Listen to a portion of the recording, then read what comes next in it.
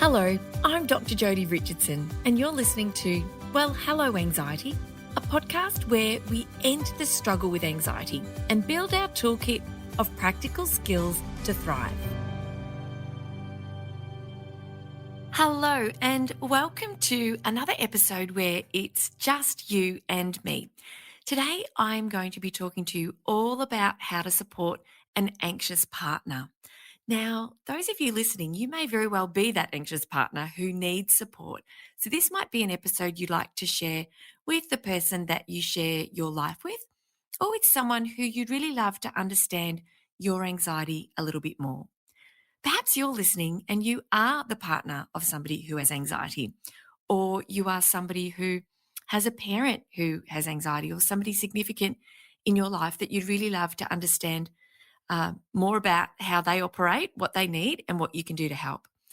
This is also an episode to support people who support others with anxiety because it can be really hard. I'm saying this from the point of view of having been supported by my wonderful husband, Peter. We celebrated 20 years married, but we were together, I think, about 7 before we got married. And so it's been a real learning curve for us. And a lot of what I'm sharing with you today are insights that he's been able to share with me, particularly when I wrote my second book, Anxious Mums. When I wrote that book and I wrote the chapter for partners, I quizzed Peter on what he thought would be really great advice. Some of it was, really advice that made me chuckle. It might make you chuckle too. But I want you to know that today, it doesn't matter what sort of a partner you are, what relationship you're in. This is an episode that will help anybody who supports somebody with anxiety. So, just as a bit of a heads up, I originally had 9 dot points. I added a 10th because I really have an aversion to odd numbers, just a little quirky thing. So I added a 10th, which I actually think was the last one's actually really significant. So let's get started. So the very first point I want to share with you is something that Peter said really quite strongly when I first said to him, what would you say to the partner of an anxious person? And he said, never say, calm down, don't worry, or snap out of it. So I think this goes to the idea that when we're really anxious, those of us who have anxiety, when we're really anxious and our nervous system is in fight or flight, any advice to calm down or settle down or not to worry about whatever it is that's driving our anxiety is something that will only serve to make us feel more anxious and less understood. So when it comes to responding when somebody's anxious, the best thing I can suggest that you do is to offer empathy, which brings me to point number 2, insight number 2 for today's episode. When you're in the company of somebody who's anxious, a great quote to remember is that all behavior is a message. And when we're feeling anxious and our behavior changes, we might recoil, we might withdraw, we might be teary, we might feel overwhelmed, we might be irritable and snappy, and we can't sit still. There are lots of signs that we're feeling anxious. One of the greatest things that can help us to start to settle our system is when somebody around us who's important to us can offer us some empathy or some validation, just to say that, I know that you're feeling really anxious about this right now. I can see that this is really hard for you. I can understand that this is a really tough time. I can see that you are struggling with what's happening right now. How can I help? These are just some of the ways that you can show the person, tell the person that's anxious that you recognize that they are feeling anxious in that moment, then you're really validating how they feel. Now, as a little bit of a sidebar, you may not understand why your partner is feeling so anxious about whatever the circumstances might be at the time. Perhaps there are no really obvious circumstances that are causing the anxiety. None of that really matters. Pop that aside for the moment. Provide that validation, that empathy, and just really show them that you care, that they're struggling, and that you're there to support them in any way they need. I think that brings me beautifully to the third point I wanted to make, which is about learning about anxiety. And I hope that this podcast is really supporting you to do that, to really understand anxiety and what it's like for those of us who live with it. Because if you can recognize anxiety and recognize what is happening with your partner when they are feeling anxious as anxiety. You can see that when all of a sudden the cloth comes out, or there's frantic cleaning, or there's tidying or organizing or over exercising, or behaviors that are akin to withdrawing or avoidance, or anything that's around distracting from feelings, avoidance, and big emotions. Maybe you might be able to, for the first time, go, oh, this is anxiety. This is how the anxiety shows in my partner, and start to really recognize it. Because once you recognize that it's anxiety that you're observing, then you'll know the next step to take, which is to be able to validate that your partner is feeling anxious, and you'll be able to sort of support them in the way that I spoke about just a moment ago. So learning about anxiety, what's happening in the brain, what's happening in the body, and having a really good understanding that when anxiety shows, the part of the brain that enables us, anxious people, to really think clearly, to rationalize, to make rational decisions, to problem solve, and to think very clearly about what's happening, that part of the brain, which is behind the forehead, is unavailable. It goes offline because the body and the brain are in fight or flight, and using that part of the brain to help sort out the situation that we found ourselves in would take way too long. So it is ruled out of the process. It's not available. And that's why any hopes of trying to rationalize with a person who's highly anxious or problem solve in that moment will fail. And it'll only make you feel frustrated and make the anxious person feel frustrated as well, because they won't feel understood. And what you're asking of them in that moment, they just can't do. So, understanding and learning about anxiety makes such a profound difference, because then you can see things unfold as they do, and you feel much more confident and better equipped to be able to respond in the way that will help to settle the situation down rather than dial it back up. And it's frustrating as well. Like, I can see how frustrating it is when your partner is anxious and you can perhaps see that there's a problem to be solved, or there's a clear path forward. That time will come for that insight. But when your partner is highly anxious, it's time for recognition of the anxiety, for validation, and for some of the other strategies that I'm going to share with you. The fourth point I want to share with you today is to remind us to use the skills that we've learned. I've shared a lot of skills already, and I will continue to do so. What does your anxious partner need to help settle their anxiety? One of the most powerful strategies for settling anxiety in the moment is breath work.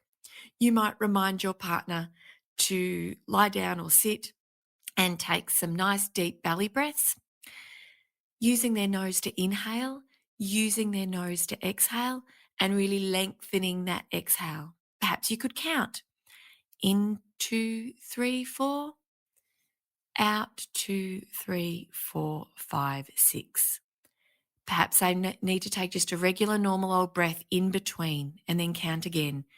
In 2, 3, 4, out 2, 3, 4, 5, 6.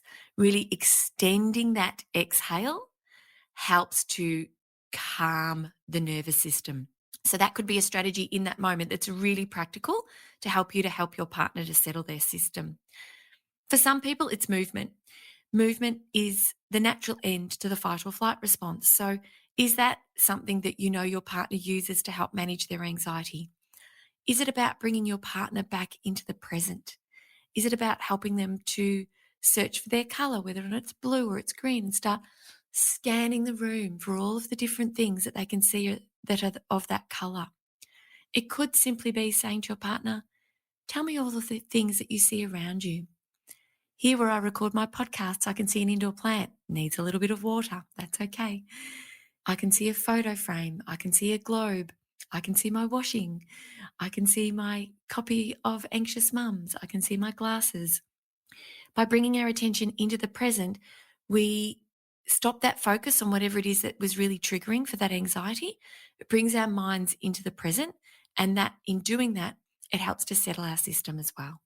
So sometimes we are so anxious, we can't think what we need to do to help settle our system and to help bring our nervous system back down into the green zone. So the point 4 that I'd like to make is remind us to use the skills that we have learned. And I'm going to summarize these for you at the end of the podcast. I'm also going to create some social media tiles that will summarize these so you can have a look at those and you can keep those handy at home if you want a bit of a reminder for your partner, but bring them on this journey with you. So the fifth one is a verbatim quote from Peter, which was, "Don't ever try to give a solution to the problem." And I think from what I've explained in the previous point, I think that that should make a lot of sense for you now. Problem solving absolutely is important, but it comes later.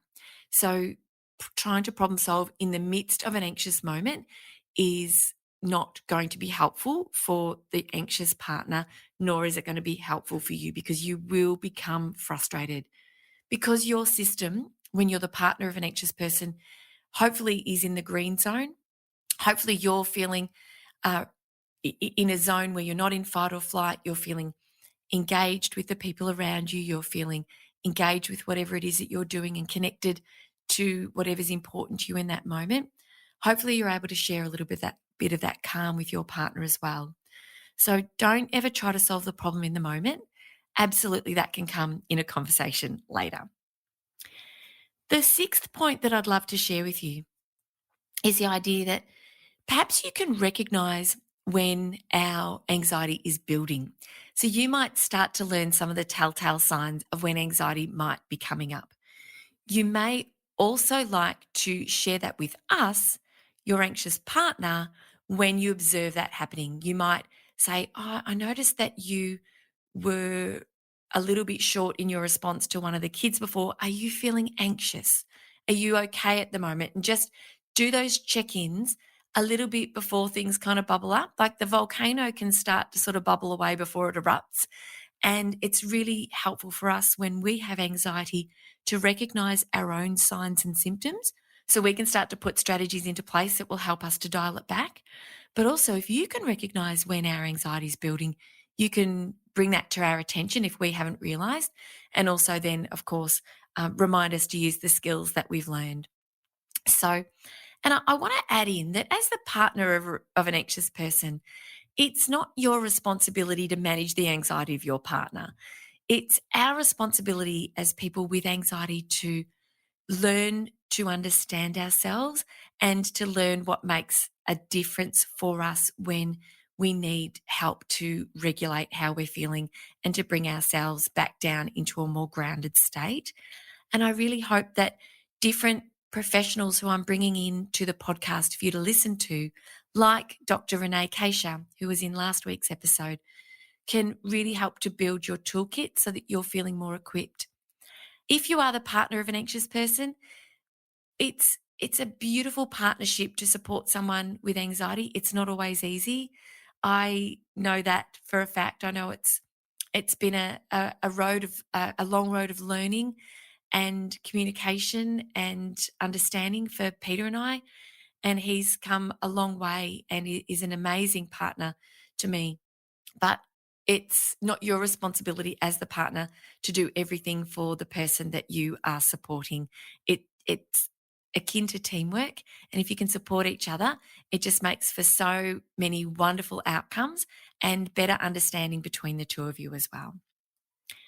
The next point I wanted to make is about triggers. So you might start to become aware and start to notice that there are certain triggers that really amp up your partner's anxiety. It could be when they receive a phone call from work about going in and doing an extra shift. It could be communication with one of their parents that maybe ramps up that anxiety. It could be an issue that's happening with one of the children in your family if you have children that might be a trigger for anxiety. It could be very, very loud noises, very, very loud noises, or multiple noises at once. I know that with me, I can recognize that if there's Spotify playing in the background and I'm in the kitchen cooking dinner and somebody is having a conversation in another part of the room and then somebody asks me something, my senses get really overwhelmed with that. And I understand that about myself and I'm able to say, "Can you hang on a sec? Turn off the music, ask whoever's having the other conversation, if they could please jump in another room. And that's how I can manage that particular trigger. But sometimes I become overwhelmed depending on where I'm at in terms of my emotional temperature. If I'm already sort of bubbling away with anxiety, I might bubble over before I've had the chance to put strategies into place to sort of settle the triggers that are happening around me. And so if you can talk to your partner and start to get a bit of an idea, then that'll mean that if you are in the car with me, for example, and we're listening to music and then you want to have a conversation, let's turn the music down so that that sort of keeps my anxiety settled. And that's, again, it's not up to you to be on top of all of these things. It's about talking with your partner and becoming aware of where you can both help each other. And ask your partner what they need. That's a brilliant thing to do, and open these conversations, and it'll help you both move forward together as well. The next and the eighth strategy that I wanted to share with you on this brief podcast episode today is don't let your partner's anxiety push either of you around. Anxiety makes us really generally want to withdraw. We avoid, we withdraw, we cancel, we recoil. And it's because when anxiety shows up and it makes us feel uncomfortable, the natural reaction to that is to withdraw from whatever makes us feel uncomfortable. But that's what keeps our lives super small. I talk about taking my anxiety with me to do the things that are challenging. And I've spoken a lot about the podcast was a challenge for me and my anxiety, and I just kept putting one foot in front of the other.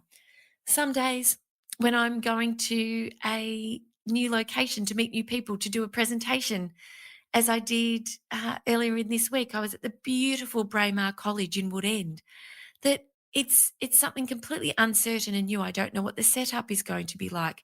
I don't know what the environment is going to be like. I don't know exactly what the experience is going to be like. And so all of that uncertainty can drive anxiety. And if I do find I'm feeling a little bit anxious, I put a strategy into place, maybe dropping anchor, or I put my breathing into place. I settle my anxiety down. I'm very aware that it's going to be bubbling up because I'm aware it can be a trigger. And my work is so important to me that nothing's going to stop me from doing the things that I love to do and doing it in a way that really engages people and brings them on board for the ride so that they can really take away some practical strategies and insights. So don't let the anxiety push your partner around. If you can help them to take those steps forward with their anxiety, step by step by step, it's like dipping your toe in the water and then dipping your foot in and just slowly entering the water, not diving in the deep end.